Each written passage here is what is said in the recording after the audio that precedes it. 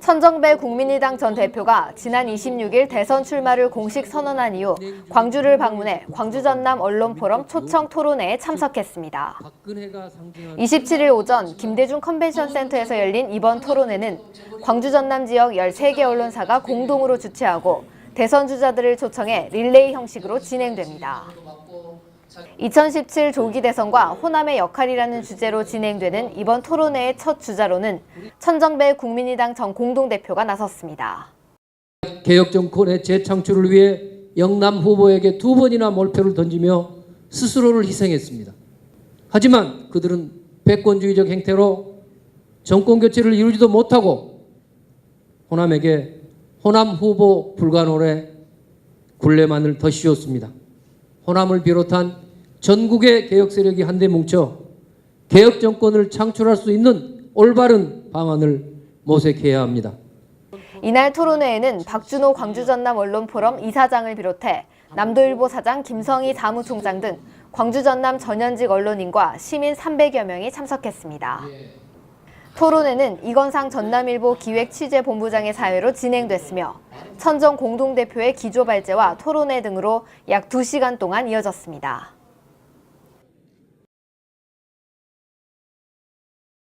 우리 국민의당은 두 세력이 서로 공생한 당입니다. 하나는 말할 것도 없이 호남 세력과 정치인들이 한 축을 차지하고 있고, 나머지 하나는 안철수 대표로 상징되는 좀 무당파 중간층을 끌어오는 그런 세력이 공존하고 공생했습니다. 또 저는 늘 감사하고 그 기대를 잊지 않고 있습니다만, 우리 호남 분들께서 우리 국민의당을 전적으로 밀어주시기 때문에 오늘이 있습니다.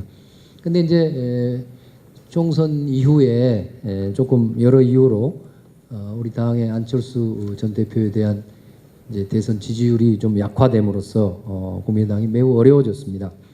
그 이제 국민의당 입장에서는 두 가지 가능성이 있겠죠. 하나는 호남 정치인 중에 유력 주자가 나오거나, 아니면은 외부에서 유력 주자를 영입하거나, 그 두 가지 길밖에 없지 않겠습니까? 그래서 저는 그렇게 해야 한다고 생각합니다.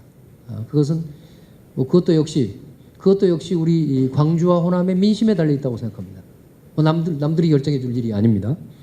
근데 저는 이렇게 생각합니다. 지금 국장님 말씀하신 것처럼 지금의 국민의당을 가지고 끝까지 이걸 지켜가면은 정권 획득이 확실하다, 이렇게 말씀 못 드립니다. 그것은 꼭 국민의당이 지금 잘못하고 있다는 뜻은 아닙니다.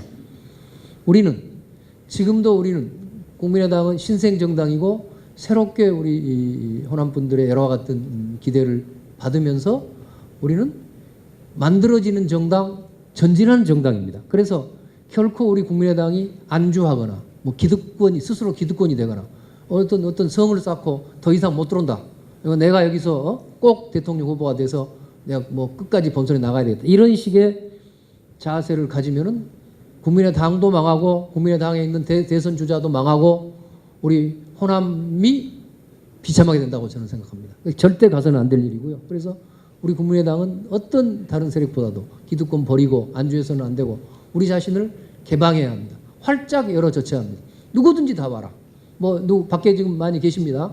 우리 말씀드려도 되죠. 예컨대 손학규 전 대표라든가 정운찬 전 총리, 이런 분들 이미 선언하신 거나 다름없지 않습니까? 이런 분들, 또 밖에 더 많은 분들이 계실 수 있습니다. 꼭 대권 주자가 아니라도 이제는 저는 진보 보수를 막론하고 개혁적, 합리적, 성찰적 세력, 이 세력들을 다 한데 모아서 그 안에서 서로 공정 경쟁해야 합니다. 저도 그렇게 하겠습니다. 그렇게 해서 일단은 크게 힘을 모으고 그 안에서 페어플레이를 통해서 한 사람의 지도자를 세워서 나가면 저는 국민의당이 우리나라를 위해서나 우리 호남의 발전을 위해서나 큰 역할을 할 수 있다. 그리고 결과적으로 민심의 선택에 의해서 국민의당이 아닌 무슨 다른 누구를 밀어라, 광주 시민들이 명령한다면 저도 속으로는 아쉽지만은 제가 밀 수밖에 없지. 제가 끝까지 재고집만 부릴 수는 없는 것 아니겠습니까? 감사합니다. 반기문 총장은 저도 개인적으로 잘 알고 함께 일을 아주 심층적으로 해봤습니다. 긴 이야기는 하실 수는 없지만 그래서 저 잘 압니다. 아주 탁월한 관료입니다. 한국의 그 관료 공무원으로서는 가장 뛰어난 분인 것 같습니다. 이게 어떤 점에서 그러냐면 능력도 뛰어나고 이 자세가 아주 그 관료는 사실은 자신이 어떤 국민의 대표는 아니지 않습니까? 국민이 뽑은 대통령이나 국회나 이런 국민이 직접 뽑은 정치적 리더십에 복종하는 사람들이죠. 복종해야 될 사람. 그러니까 자기 생각은 예컨대 새누리당 같은 생각을 갖고 있다 하더라도 뭐 김대중 대통령이나 노무현 대통령이 집권해서 그와 다른 비전으로 국가를 끌어가면 거기에 맞춰서 관료는 가야 됩니다. 당연하지 않습니까? 그런데 그 노무현 정부 때 보면은 반기문 외교부 장관 또 그 전에 청와대 그 보좌관이었는데 안보 보좌관이었나요? 할 때 보면은 그런 관료로서의 그런 자세가 아주 훌륭한 분이더라고요. 그리고 또 그 외교부라든가 그 후배 공무원들한테 그렇게 신망이 높습니다. 그래서 아주 뛰어난 관료고 훌륭하다고 생각합니다. 다만 그분이 이제 정치를 하신다거나 또는 대통령 출마를 하신다면 그 문제는 저는 별도라고 생각합니다. 뭐 그 문제가 뭐 그분이라고 못한다는 뜻은 아니지만 정치적 리더십이라는 것은 그런 기존의 정치적 리더십에 복종하는 관료하고는 전혀 다른 겁니다. 이것은 자기 자신이 대한민국의 국가적 비전을 제시하고 그것을 국민들과 소통해 가면서 그거를 정치력을 발휘해서 실행해야 될 최고 책임자의 위치에 있는 것이기 때문에 저는 전혀 다르다. 그래서 반기문 총장은 앞으로 짧은 기간이지만 와서 자신의 정치적 능력을 보여줄 필요가 있다고 봅니다. 이재명 시장 말씀드렸죠. 이재명 시장도 아주 가까운 후배입니다. 그동안 저는 뭐 했는지 모르겠어요. 이재명 시장이 저렇게 빨리 컸는데 요새 언론에서 이재명 시장에 대해서 노무현 대통령의 비유를 많이 하는데요. 적절한 비유라고 생각합니다. 물론 갑자기 이렇게 국민적 지지를 받게 된 점도 그렇지만 저는 이재명 시장이 최고의 개혁성을 가진 정치인이라고 생각합니다. 노무현 대통령의 장점에 해당하는 것을 가져서 제가 개인적으로 개인적으로뿐만 아니라 무슨 개인으로 친하다 그런 뜻이 아니라 제가 개인적인 판단으로는 아주 훌륭한 지도자감이라고 생각합니다. 아마 저는 늘 나라 입장에서 생각하지만 우리 호남 입장에서도 아직 호남에 대한 구체적인 비전을 들어본 적은 없습니다만은 좋은 지도자감이라고 생각합니다. 다만 객관적으로 보면은 아직 많은 분들이 경륜이 더 쌓여야 되는 거 아니냐는 말들을 하고 계시죠. 문재인 후보는 아까 제 경력 소개해 주실 때 그 민변을 만들었다고 소개해 주셨지 않습니까? 그 민변의 저와 같이 창설 멤버입니다. 그때 그분은 부산에서 부산의 민변의 중심적인 활동을 한 변호사였죠. 그리고 또 노무현 대통령과의 인연을 보면은 노무현 대통령이 부산에서 계실 때는 문재인 후배와 함께 변호사 사무실을 해서 했었고 그분이 아까 제 경력에도 소개가 됐습니다만은 노무현 대통령이 1990년대 초에 수도권으로 이제 근거지를 옮겼죠. 종로 국회의원이 되고 했을 때 말이에요. 옮겨왔을 때는 서울에서 제가 노무현 변호사를 모시고 함께 변호사 사무실을 했어요. 그래서 잘 아는 분인데요. 문재인 후보는 충직한 분입니다. 그래서 누구보다도 노무현 대통령에 대해서 아까 변호사 사무실에서도 노무현 대통령이 여러분도 아시지만 좀 성질도 그냥 불같고 좀 개방한 데도 있지 않습니까? 솔직히 말씀드리면. 그런데 그런 선배를 지성으로 잘 모셨달까요? 그런 충직한 분이죠. 청와대에서도 비서실장이나 여러 가지 역할을 하면서 문재인 후보는 노무현 대통령을 극히 잘 모셨습니다. 그 점이 굉장히 충직하다는 점이 강점입니다. 그러나 그것이 약점이기도 합니다. 나쁘게 말하면 예스맨이죠. 저는 노무현 대통령하고 가깝고 했는데 거기 가서 맨날 쓴소리 많이 하고 하다가 저 찍히기도 하고 그랬습니다만은 뭐 그런 점에 있어서는 좀 너무 충직한 거 아닌가 하는 생각을 해봅니다. 이제 그분의 개인 인품과 관련 없이 그분이 중요한 것은 패권적 태도에서 벗어나야 합니다. 저는 사실은 작년 4월 보궐선거, 제가 당선된 선거 때 우리 광주에서 사실 문재인 대표에게 엄청난 경고를 한 거 아닙니까? 그때만 해도 뭐. 그런데 그로부터 지금 거의 2년이 흐르고 있죠. 2년이 흐르고 있는데 그 후에 이분이 호남 민심에 대해서 보이는 태도는 그냥 불통 그 자체였습니다. 호남 민심, 왜 호남이 그 광주 분들이 아까 말씀드린 것처럼 대한민국에서 가장 정치적 식견도 높고 정의로운 광주 시민들이 왜 자신을 뭐 그렇게 별로 탐탁지 않게 생각하고 심지어는 반감을 가지고 있지? 이거를 갖다가 진심으로 받아들이고 그걸 수용하고 한번 보면은 참 여러 가지 길이 있을 것 같습니다. 그런데 지금까지는 그렇게 안 보입니다. 그래서 이분이 민심과 소통 능력은 많이 부족한 분이구나 이런 생각을 하게 됩니다.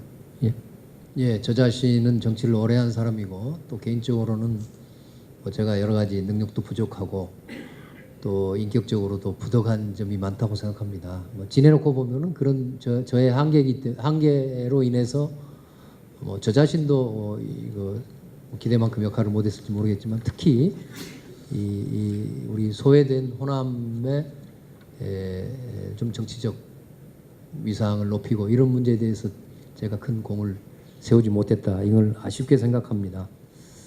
그러나 이제 저는 이번 촛불 민심을 아까 광주가 전구가 됐다. 광주가 전국이 됐다. 이렇게 또 전국이 광주가 됐다고 말씀드렸습니다. 저는 매우 그건 중요한 문제 말씀이라고 생각합니다. 뭐 저를 예를 들면은 좀 그런데요.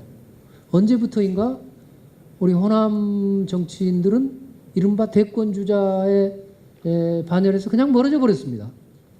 지금 없잖아요. 여당이든 야당이든. 또 많은 대권 주자, 이른바 뭐 열 몇 명 정도 거론할 수 있는데 그 중에는 뭐 10%, 20% 지지율을 가진 분도 계시지만 불과 뭐 1%도 안 된 분도 많이 계시는데 거기조차도 우리 호남은 끼지 못하고 있습니다. 그 점에 관한 저는 이것이 단순히 제 문제라면 제가 부족하다는 걸 제가 인정합니다. 그러나 이것이 과연 단순히 호남의 그러면 정치인들은 바보들만 모여 있습니까? 그렇지 않거든요. 이렇게 예를 들어보겠습니다. 제가 지난주에 저쪽에 충청도 대전에 갔는데요. 대전에 어떤 송년회 모임인데 그 자리에 마치 뭐 많은 대중도 모여 있고 충남 안희정 지사를 비롯한 거기에 정치인들이 다 모여 있는 자리였습니다. 거기서 보면 예컨대 충남지사는 지금 대권 주자로 자기도 생각하고 있고 그렇게 인정받고 있어서 이야기한 걸 보면 뭐 충남의 도정 현안을 이야기하는 게 아니라 어떤 자리를 가든지 나라를 이야기하고 국가 비전을 이야기합니다. 그리고 충남이나 그 대전이나 그 충청도 분들은 뭐 거기 반기문 대망론도 있겠습니다만은 그 안희정 지사 젊은데 앞으로 이걸 잘 키워서 이걸 대통령 만들어야 돼. 이런 기운이 그게 아주 충만해 있다는 것을 제가 금방 느끼고 왔습니다. 우리 호남에는 지사가 없습니까? 호남에는 뭐 서울시장 인천시장 인천시장은 안 나옵니까 이번에? 뭐 서울시장 또 어떤 시장이 나오나요? 뭐 성남시장도 있죠. 성남시장은요 위상은 사실은 이게 우리 서구청장의 위상입니다. 근데 얼마든지 있지 않습니까? 그런데 우리는 언제부터인가? 우리는 우리의 지사와 시장과 구청장은 나는 광산구청장, 광산을 예를 들면 그래요. 여기 서구니까 서구청장은 서구 일만 얘기하지 서구청장이 감히 대한민국의 뭐 비전을 이야기해? 이러면은요, 그건 어울리지 않는다고 정치인 스스로도 그렇게 생각하고 있고 우리 사실은 시민들도 그렇게 생각하고 있는 겁니다. 나는 그 점을 깨야 한다고 생각합니다. 그것이 호남 후보 불가론의 실체입니다. 그리고 그것은 저는 근본적으로는 외부에서 우리가 늘 소외받고 핍박받고 그렇기 때문에 우리만 또 여기서 왕따 되는 거 아니냐? 이런 이제 그런 뭐랄까요? 그 왕따란 말은 좀 그러니까 고립의 공포 이것이 우리를 지배하고 있거든요. 사실은 고백하건대 저조차도 그런 생각했습니다. 과거에 김대중 대통령 후임자로 제가 노무현 후보를 누구보다 앞장서서 밀었지 않습니까? 그때 저도 이제 이번에 또 호남 사람 갖고는 어림도 없어 이런 생각을 제 스스로 했습니다. 그때 훌륭한 호남 후보들 여러 분 계셨습니다. 그리고 이런 생각을 우리가 어떻게 극복하느냐의 문제입니다. 그런데 예, 잠깐. 죄송합니다. 예, 저기 다음 또 질문에 그런 이야기가 나올 수 있습니다. 답을 정리하겠습니다. 제가 죄송합니다. 오늘 좀 흥분해서 그런. 그러니까 제가 아까 광주가 전국이 됐다는 이야기. 이제는 호남 밖에 호남 사람이 아닌 비호남 사람들도 이제는 그런 지역적인 표준으로 야 호남 사람이니까 우리 그 사람은 안 돼. 그 사람은 대통령 못 시켜줘. 이런 생각이 이번에는 사라졌다고 저는 봅니다. 그래서 우리가 중요합니다. 우리가 확실히 자신감을 가지고 호남 불가론에서 깨어나서 우리가 뭉쳐서 나간다면 그것이 무슨 천정배나 호남 정치인이 남보다 못났는데도 불구하고 밀다는 것이 아닙니다. 다른 호남 불가론의 굴레에서만 벗어나서 객관적으로 사태를 보고 우리 호남 사람이기 때문이 아니라 우리 호남 사람일지라도 다른 정치인 못지않게 나라를 맡길 만한 그런 역량을 가지고 있다고 본다면 서슴지 말고 우리가 먼저 나서서 밀어야 한다. 이 말씀을 드리고 있는 겁니다. 예. 저는 그것을 통해서 얼마든지 가능성이 있다고 봅니다.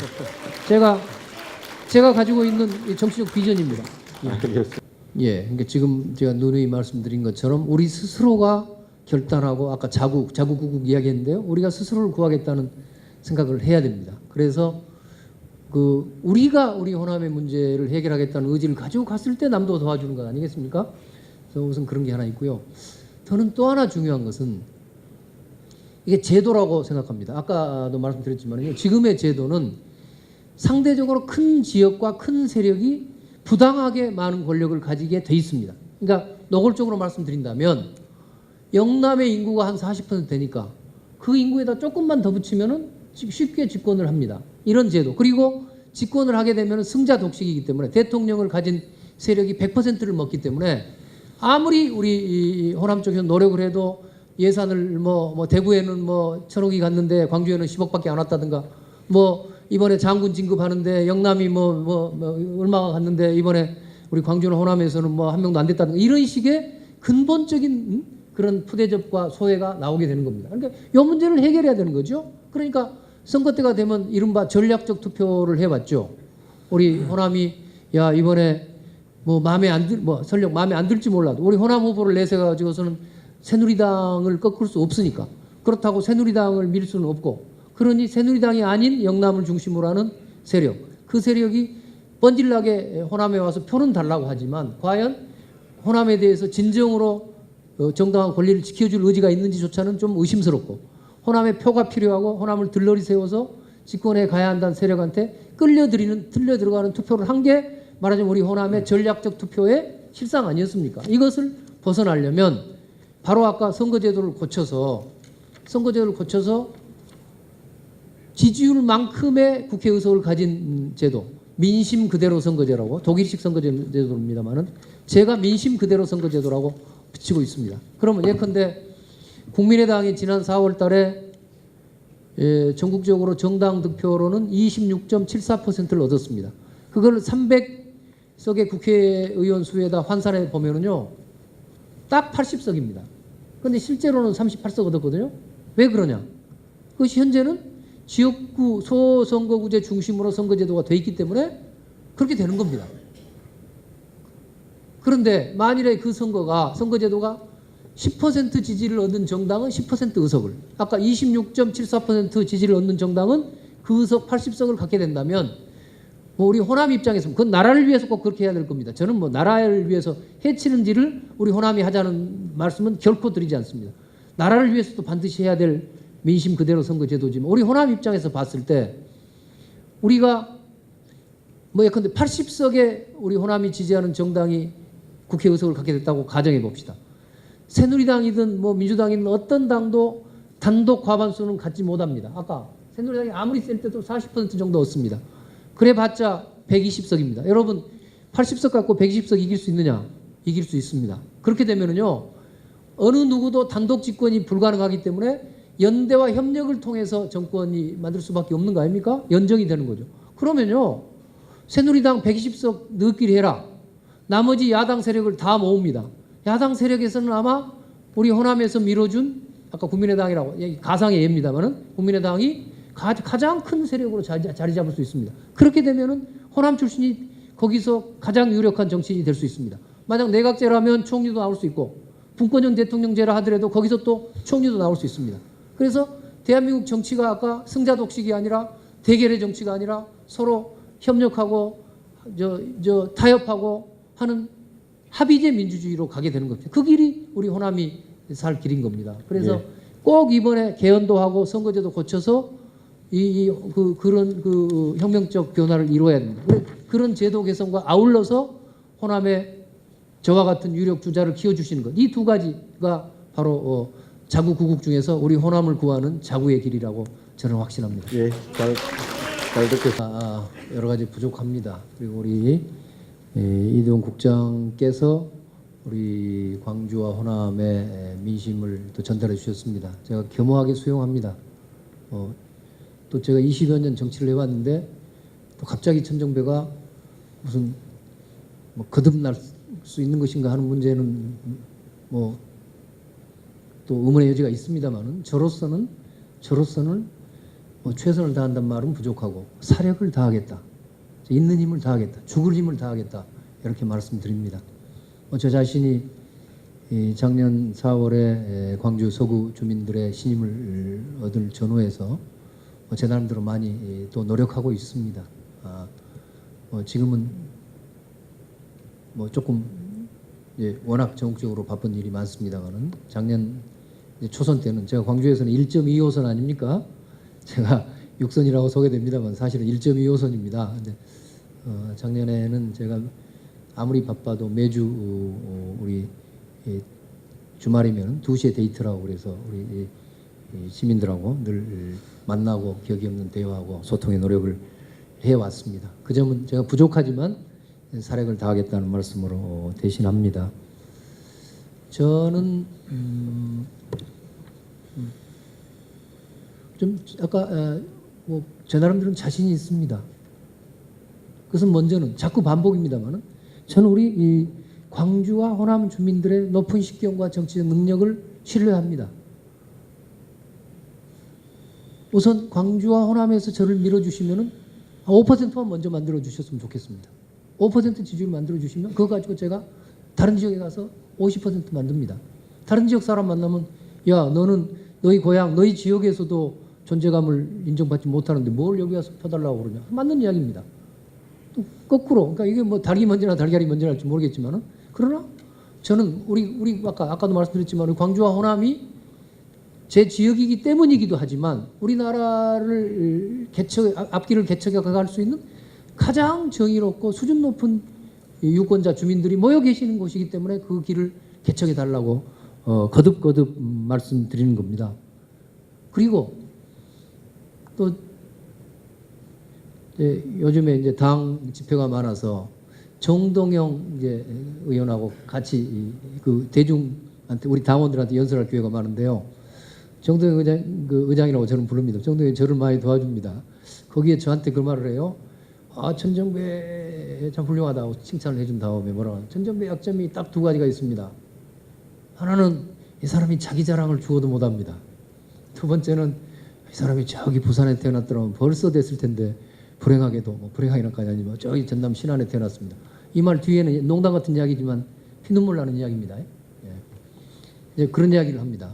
저도 이제 더구나 오늘 또 아까 우리 시민께서 야 오늘 좀 세게 좀 해라 뭐 이런 말씀하셔서 앞으로 저도 제 자랑도 하고 좀 홍보 좀 하겠습니다. 저를 위해서가 아니라 우리 나라를 위해서 호남을 위해서 그렇게 하겠습니다. 예. 제가 부족한 점이 많지만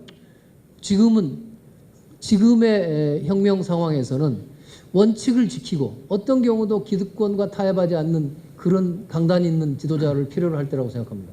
제가 그런 시대적 요구에 알겠습니다. 부응하겠습니다. 예. 조국장님 지금 대한민국은 제가 여러 번 강조했습니다만 사실은 70년 동안 그 낡은 체제, 친일 반민족 행위자로부터 출발한 그런 과거의 낡은 체제 문화 역사에 대한 청산이 아직도 제대로 이루어지지 못했습니다. 이번 혁명이 그거에 대한 결정적인 청산이 돼야 될 것입니다. 구체제를 넘어뜨릴 수 있는 그리고 어떤 경우라도 스스로가 득권이나 기득권이 되지 않고 또 그런 기득권이나 패권과 타협하지 않고 원칙을 바로 세우고 새로운 길을 과감하게 갈 수 있는 그런 개혁성을 가진 그런 세력과 지도자가 절실히 필요한 시점이라고 생각합니다.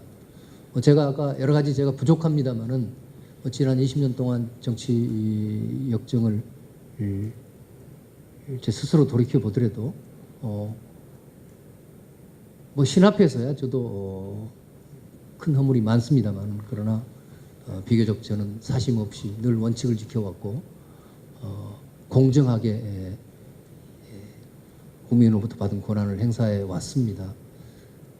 또 여러 분야에 제 나름대로의 정책과 식견과 대안을 가지고 있습니다. 저는 법무부 장관을 할 당시에 우리 법무부 직원들을 상대로 법무부야말로 경제부처다 이렇게 늘 강조했습니다.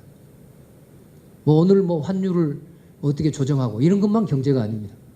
더 보다 중요한 것은 한국 사회에서 정직하고 부지런한 사람이 성공하고 협잡집 잘하고 무슨 무슨 사기 잘 치고 이런 사람이 실패할 수 있는 그런 확실한 법과 정의의 원칙을 세우는 것, 이것이 바로 경제도 살리고 사회도 살릴 수 있는 거라고 생각합니다. 저는 이런 제 자신이 갖고 있는 뭐 장점과 비전과 소신 그리고 그 신념을 가지고 우리 국민들에게 다가갈 생각입니다. 아직 많이 안 알려져 있고 또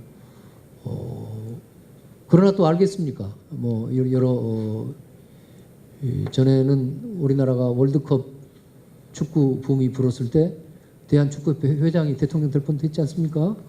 얼마든지 앞으로도 국민의 민심이라는 것은 역동적으로 움직입니다. 저는 거기에서 가장 중요한 것은 우리 광주와 호남이 주체성을 회복하고 나서서 아까 여러 가지의 무슨 우리 뭐랄까요 침체된 생각들을 스스로 보고 객관적인 시각을 회복할 때 저는 여러 가지 기회가 있다고 생각합니다.